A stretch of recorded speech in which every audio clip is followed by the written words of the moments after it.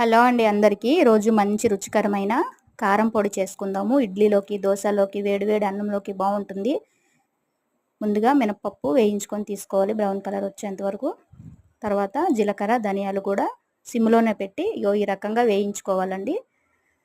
వెల్లుల్లి కూడా పొట్టుతో పాటు వేసి సిమ్లో పెట్టి బాగా వేయించుకోవాలి. ఈ రకంగా. తర్వాత కొంచెం కరివేపాకు, ఇది కూడా వేయించి పక్కన పెట్టుకోవాలి.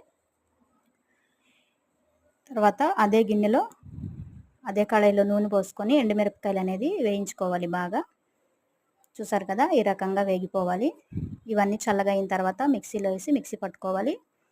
ఇది బరకగా మిక్సీ పట్టుకున్న తర్వాత అందులోనే సాల్ట్ వేసేసి ఎండుమిరపకాయలు కూడా వేసి వేయించుకోవాలి. నేనే కొంచెం చింతపండు వేసాను, అది మిస్ అయింది.